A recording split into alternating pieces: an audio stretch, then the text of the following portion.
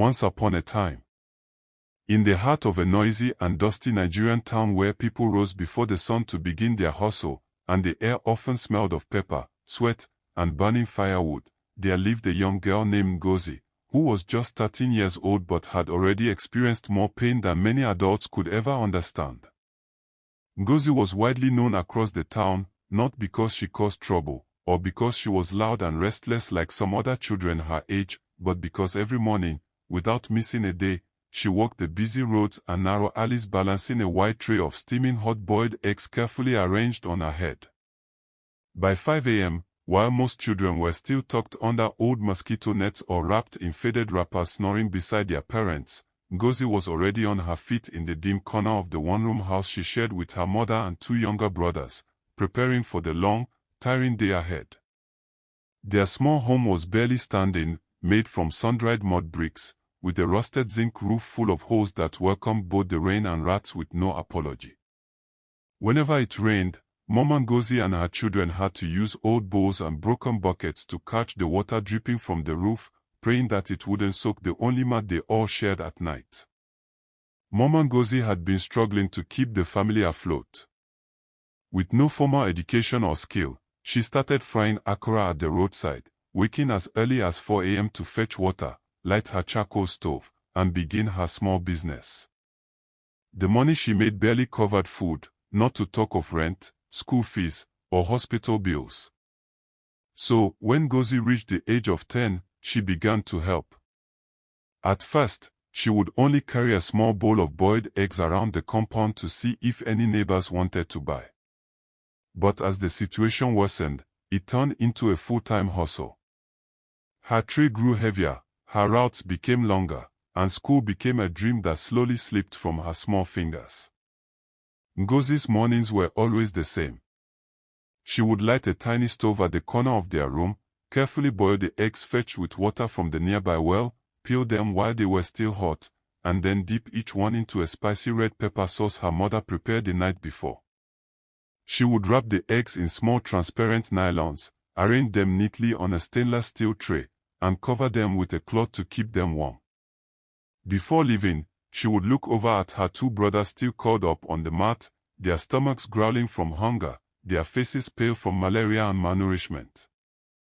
Sometimes, little Emeka, the youngest, would open his eyes and whisper in a weak voice, "Sister Ngozi, bring biscuit for me today, please." She would smile at him, even when her heart was breaking. "I will, my dear. I will bring something sweet for you," she would say softly, touching his cheek before stepping out into the rising sun. As Ngozi walked from Yana Market to the Orita bus stop, and sometimes all the way to Mama Aloke's church, she would sing in a soft but steady voice. "Buy egg, hot egg, pepper egg." The chant had become a part of her identity. People recognized her voice before they saw her face. She moved through the busy streets with careful grace, dodging commercial bikes, pushing past shouting traders, smiling at familiar customers, and ignoring the whistles of idle young boys who called her egg seller wife. Some days were good. She would return home before noon with an empty tray and a small nylon purse filled with crumpled naira notes. On those days, her mother would bless her, saying, "Ngozi, God will reward your handwork." But on other days, especially when it rained or when people had no money, she would walk for hours and still return with unsold eggs, tired legs, and a heart heavy with worry. Each unsold egg felt like failure. It meant her brother would sleep hungry again. Ngozi never asked for much. She didn't dream of fine clothes or big houses. All she ever wanted was to eat well, go back to school, and maybe one day become a nurse, so she could help children like her brothers. But in the world she was born into, dreams were not cheap, and life didn't wait for little girls to catch up. So one day, it was a bright Sunday morning, just after 11 a.m. The streets were unusually busy with people dressed in colorful lace and shiny shoes, returning from different churches. The air was thick with perfume, dust, and heat. Ngozi, whose tray was still half full, was still walking round the street looking for customers. Ngozi walked the same dusty streets every day. She had become part of the neighborhood itself, a familiar sight with her tray of steaming, freshly cooked eggs balanced perfectly on her small head, and her tired but determined feet moving from one junction to the next.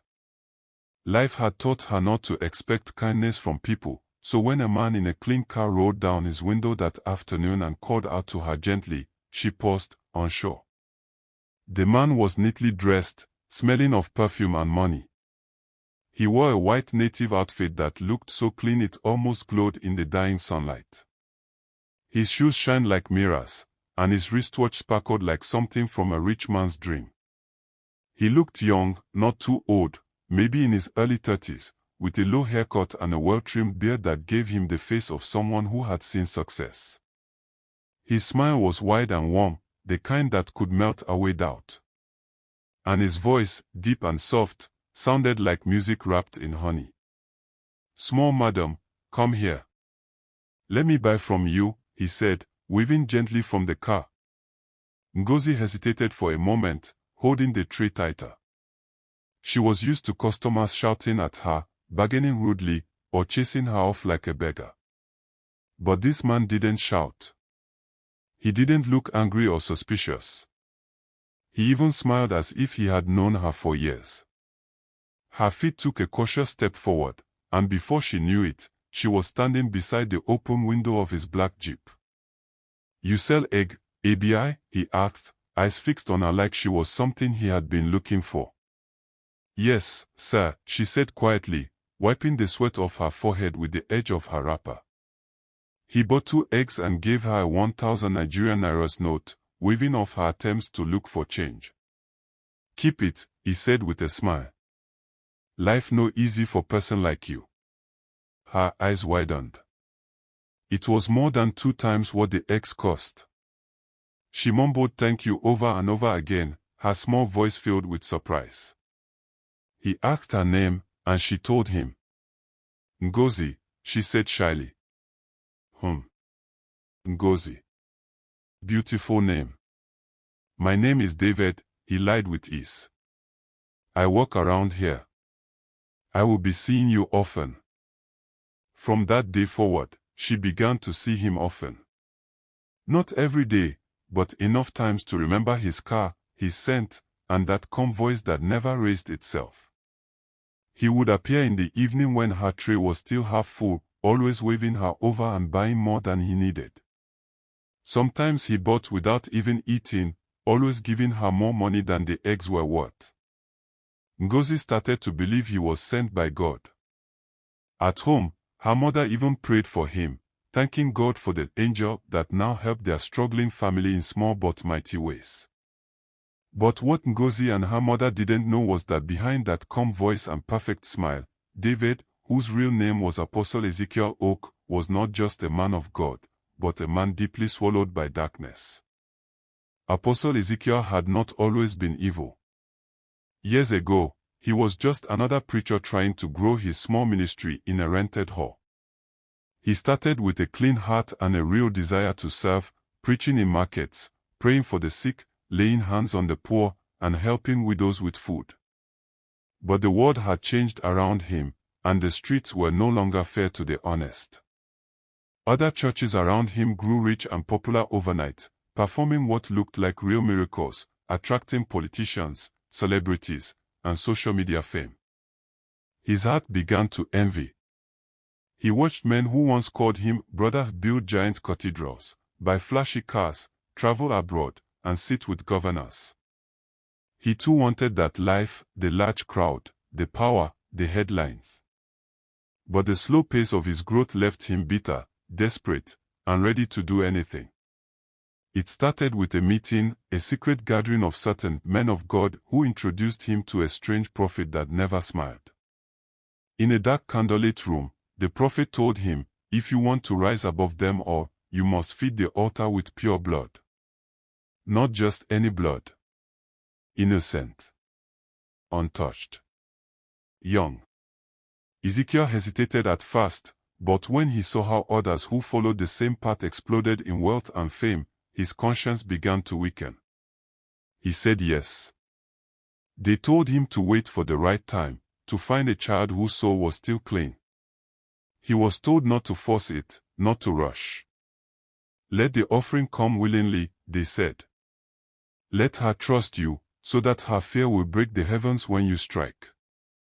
And that was how Ngozi became the target. For weeks, he studied her. She was perfect. She had no father, no strong protection, no loud family with influence. Her small body and innocent face made her easy to trick and even easier to silence. So he played the long game, feeding her hope, pretending to care, buying her trust one egg at a time. And then, one cloudy Thursday evening, he finally acted.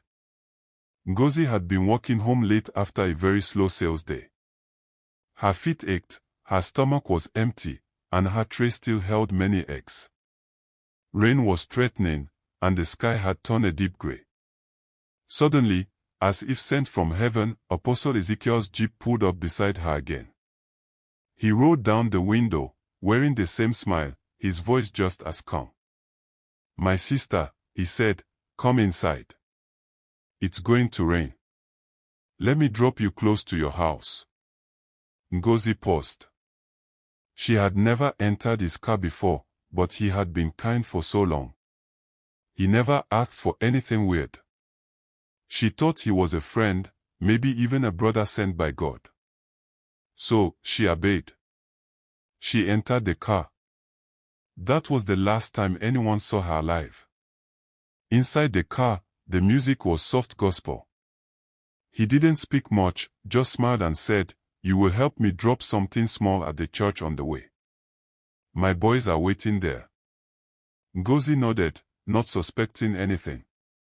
Her tray rested on her lap, her tired eyes looking out the window as the rain finally began to fall. They drove to a massive church building on the outskirts of town, the church people often praise for its size and glory, the one where miracles happen every Sunday and people lined up just to touch the altar. But tonight, the church was quiet. The compound was empty, the gates were closed.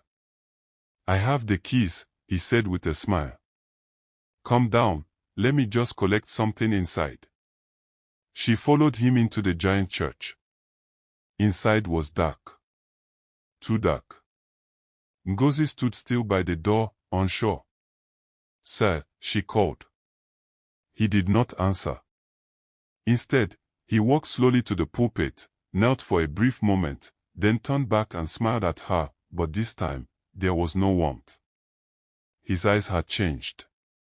The fake kindness disappeared like a cloud breaking open. From the shadows, two men emerged. One held a thick black cloth.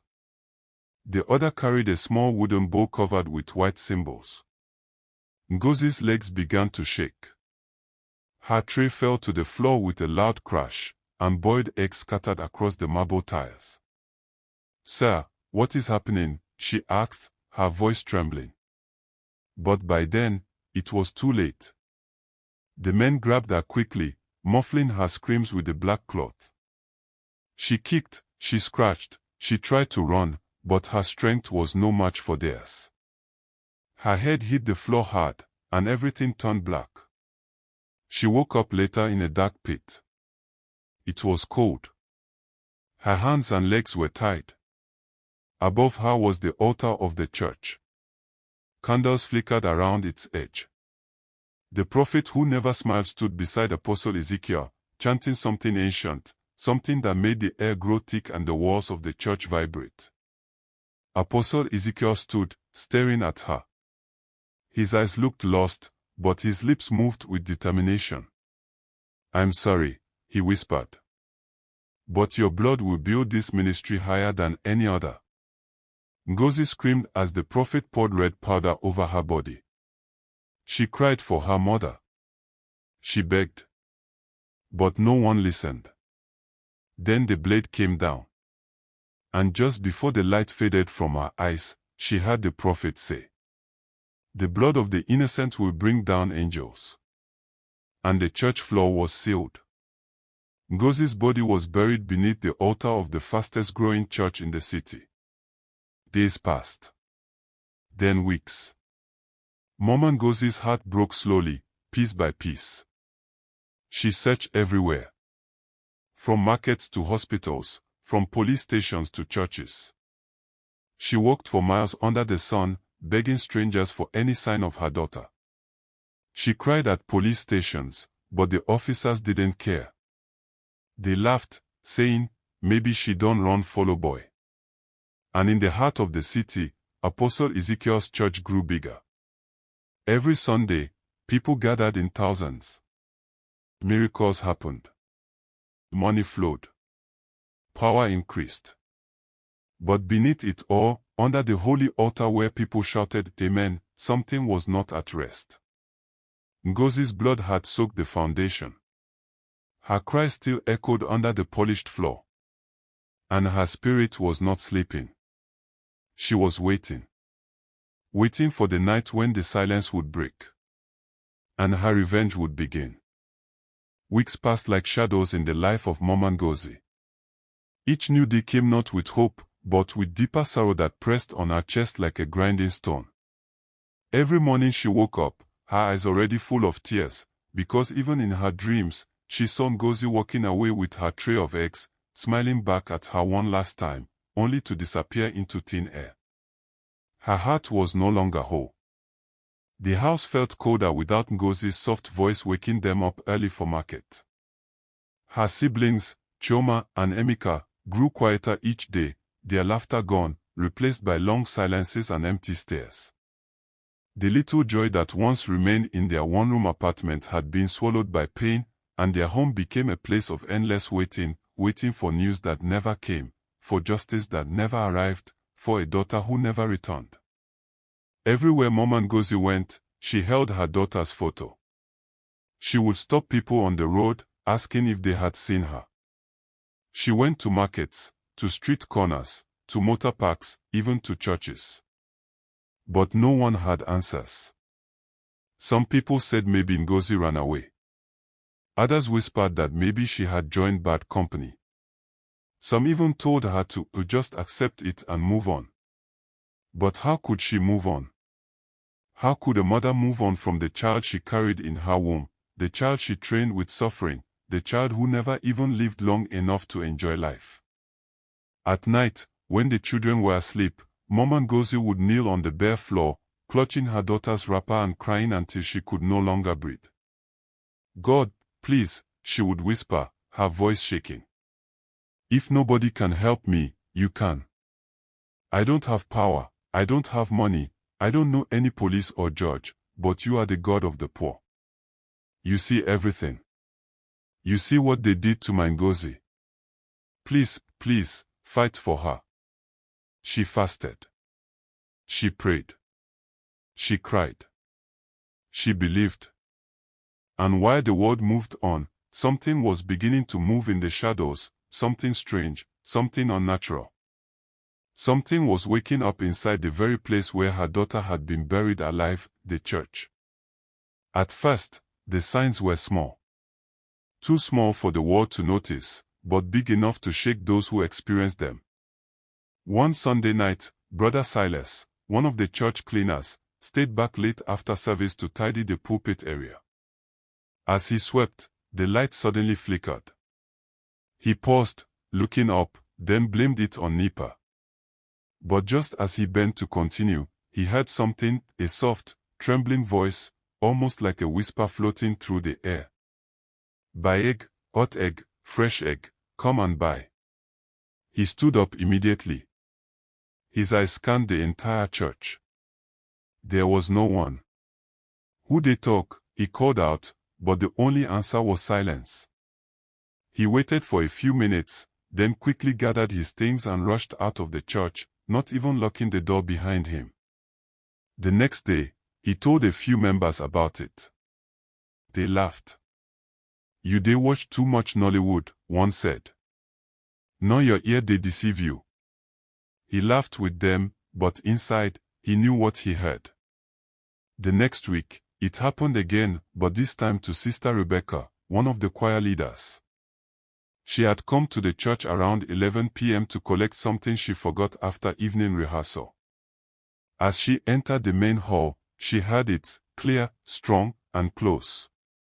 Egg, buy egg, hot egg. 2 for 500. She froze. The tray of eggs sounded like it was being balanced right beside her ear, but when she turned, there was nobody there. Her legs weakened. Her voice caught in her throat. She turned and ran, screaming as she reached the gate. Again, people laughed it off. They said it was stress. They said she imagined it. But slowly, the fear began to spread like a quiet fire under dry grass. Weeks turned to months, and the strange events refused to stop. Now, every Sunday, just before the pastor climbed the altar to preach, some people sitting in random corners of the big church would suddenly hear a sound, a small girl's voice calling out the way hawkers do. Buy egg, come and buy, egg day hot, fresh egg day. It didn't matter how big the church crowd was. Even when the choir was singing or the drums were beating, 5, sometimes 6 different people, seated far apart, would all hear the same thing. And always, it happened right after the praise and worship, when Apostle Ezekiel was about to take the mic to preach. Some would turn back sharply, looking around in confusion. Some would hold their heads. Some would look at their neighbors in fear. But when they spoke after the service, they realized they had all heard the same thing, the soft, innocent voice of a little girl, selling eggs inside the church. The whispers started.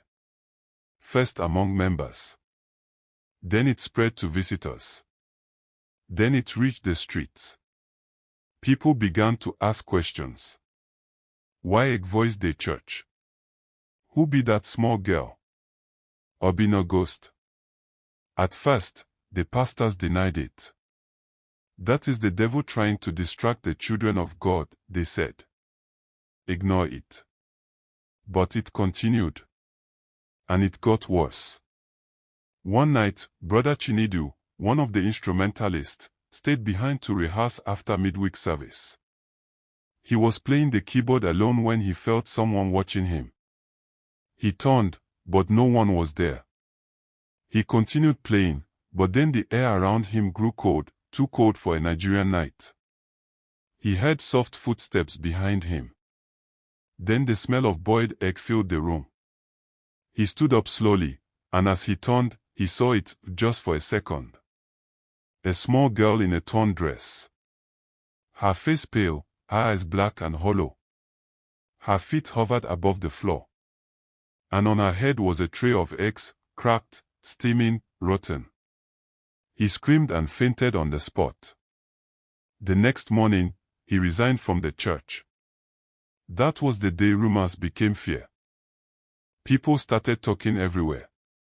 From salons to kiki parks, from market stalls to beer parlors. They said Apostle Ezekiel's church was haunted. That a girl was crying in the spirit. That maybe someone had done something terrible and buried the secret under the altar. The church still tried to control the story. They blamed jealous pastors. They blamed witches. They even called it an attack from the kingdom of darkness. But people were no longer convinced. The fear had entered too deep. And then, the story reached the ears of Mama Ngozi. She was sitting under a mango tree, frying akara by the roadside, when 2 young women passed by, whispering about the egg girl ghost haunting one big church. Her heart froze. Her hand dropped the spoon into the hot oil. Sorry, Mama, one of the girls said. We no want gossip. Just one small girl spirit they cry for church every midnight. Them say she dey sell egg for ghost. People dey fear. Tears welled up in her eyes. She wiped her hands and stood up quietly. She knew. Deep in her soul, she knew. It was Ngozi. Her daughter had returned, not in flesh, but in spirit, to speak the truth the world refused to hear. Mama Ngozi wanted to run to the police. She wanted to scream in front of the church gate. She wanted to grab Apostle Ezekiel and demand answers. But she had no power. She had no proof. She had no money. no lawyer. No voice loud enough to be heard over the microphone of a rich pastor with influence. She was a poor widow with 2 hungry children. If she tried to fight, who would stand with her? And so, she did the only thing she could. She returned home, locked her door, gathered her children, and prayed. She placed Ngozi's old clothes before her. She knelt down and wept. God, I know she's not resting, she cried. I know she's speaking. I know you see. I don't have any power in this world. But you that watched her when they took her, you that heard her last cry, please arise. Don't let her blood be wasted. Let the truth come out. Let those who killed my child face judgment. She fasted again. Days and nights. No food. Just tears and prayers. And every time she closed her eyes, she saw Ngozi, standing in a church full of people, holding a tray of eggs, her eyes full of sorrow, calling out for help that never came. Back in the church, strange things refused to stop. Now, whenever Apostle Ezekiel stood on the altar and opened his mouth to preach, the microphone would go silent. No sound would come out. But when he left the mic, it would work again. The church light would flicker as he walked past. Babies would cry uncontrollably whenever he spoke. So one day It was a beautiful Sunday morning in the heart of the city, and the sun rose gently over the rooftops, casting golden rays across the streets. Children were heard singing as they followed their mothers to church, women wore their finest lace wrappers, and men adjusted their well-ironed kaftans. Everything felt peaceful, like just another day of worship in the city of Onitsha. Apostle Ezekiel's church, Mountain of Heavenly Power Ministry, was packed to the brim. The massive auditorium was filled with men and women, boys and girls, all swaying to the melody of the choir, clapping and dancing in excitement. The air was full of joy and high praise. No one could have predicted that this day would go down in history. As usual, Apostle Ezekiel stood at the pulpit in his long white robe, decorated with gold embroidery. His booming voice echoed across the hall as he shouted, "Somebody say amen," and the crowd responded with thunderous voices. It was the moment everyone had been waiting for, the sermon. As he opened his Bible and cleared his throat to speak, the lights flickered.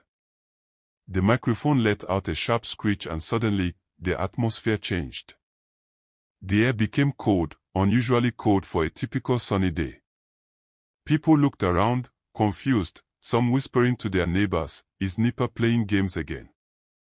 But this was no ordinary power outage. Suddenly, a sound filled the church. Soft, faint, then louder and clearer. By egg, hot egg, who won by hot egg? Heads turned. Some people gasped. Others brushed it off as a child playing. But a woman sitting at the back, Mama Ijeoma, froze in her seat, her eyes wide with fear. "That voice, that's a child's voice," she whispered. Apostle Ezekiel paused. His mouth went dry. He tried to speak, but no words came out. Then it happened. A sudden clap of thunder roared across the skies, even though there were no clouds. The ground beneath the church shook. A wind rushed into the building, flinging open the windows. The crowd screamed. Some people stood up to run, but something kept their feet glued to the floor. And then, she appeared. Right in front of the altar, a small figure stood. Barefoot.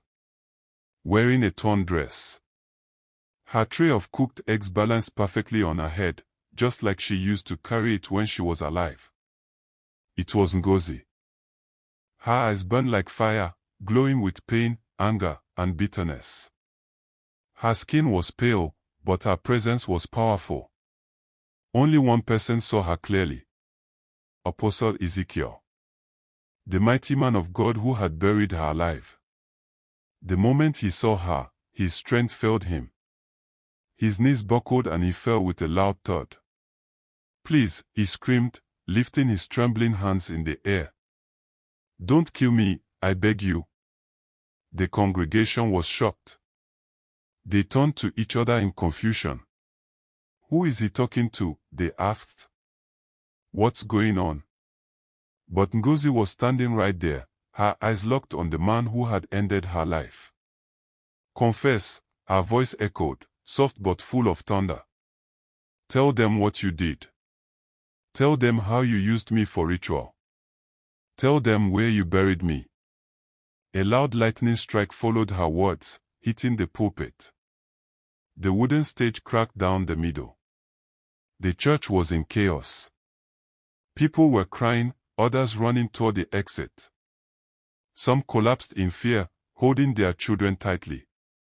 But no one could leave. The doors had mysteriously shut tight. And then, another lightning bolt flashed. It struck Apostle Ezekiel directly. The man screamed in agony, clutching his eyes. I can't see, he shouted. I'm blind. My eyes. I can't see anything. He rolled on the ground, weeping like a baby. The same man who used to walk with pride, now lay helpless in his own house of worship. I will talk. I will talk, he cried. Please forgive me. And right there, in front of hundreds of his members, elders, youth, choir members, ushers, visitors, he confessed. Every word came out like vomit. He spoke of how he had met Ngozi on the road, how he had pretended to be kind to her. How he had bought eggs from her daily to win her trust. How he had waited for the right moment. Then, with the help of his secret cult members, he kidnapped her and brought her to the church one night. He revealed how he had buried her alive beneath the altar, offering her soul to a demonic spirit in exchange for power, miracles, a growing church, and unending fame. People screamed. Some fainted. Others wept uncontrollably. Mothers held their daughters closer. Young men looked around in disbelief. How could their beloved pastor, the man they trusted and respected, be such a monster? As Apostle Ezekiel continued weeping and begging for mercy, his face pale and his body shaking, Ngozi stepped forward once again. Her voice, soft but firm, echoed through the entire building. Dig me out. Let my soul rest. Then maybe your own souls will find peace. And with that, she vanished. The room fell into silence. Even the birds outside seemed to stop singing. Slowly, the church members turned to the altar. And immediately, a group of strong men rushed forward with shovels and iron rods. They began digging right in front of the pulpit. Dust rose. Sweat poured. Some men cried as they dug, not knowing what they were about to find. Then, they hit something. Wood. The sound of a soft crack. Carefully, they opened the old wooden box. And there, lying curled up like a sleeping child, was Ngozi's remains. Her small bones still wearing the same clothes she had gone out in that fateful day. The crowd broke into fresh wails. Even the hardest men could not hold back their tears. The sight was too much to bear. As for Apostle Ezekiel, he lay still, his hands trembling, blind, weak, broken. And then, his body gave up. He collapsed. His last breath escaped his lips. The mighty pastor was dead. That very day, Ngozi's body was taken back to her family. Mama Ngozi, the woman who had wept every night, the mother who had gone from police station to prophet, crying with no one to believe her, was finally vindicated. She held her daughter's remains in her arms, tears pouring freely from her eyes, and whispered, "My daughter, you are home now." The community gathered for a proper burial. The whole street came out in numbers. Some brought food, others brought music. Children danced. Elders prayed. Ngozi was laid to rest with dignity, her grave marked with flowers, not hidden under concrete. As for Apostle Ezekiel's church, the news spread like wildfire. That evening, angry youth, furious with the betrayal and wickedness, gathered with sticks and kerosene. They set the entire building on fire. Flames rose into the sky, black smoke covering the clouds. And inside the fire, the dead body of Apostle Ezekiel was burned to ashes. The once proud mountain of heavenly power ministry became nothing but black ruins and memory. And in the heart of the city, Ngozi's story became a lesson to all. A lesson that the blood of the innocent never stays silent. A lesson that no matter how long it takes, justice will come. And if the world fails to speak up, the dead themselves will rise. Thank you for watching this story. Kindly share your thoughts in the comment section, give this story a thumbs up, and subscribe to this channel if you haven't already. Don't forget to turn on the notification bell so you won't miss our next story. Thank you, and remain blessed.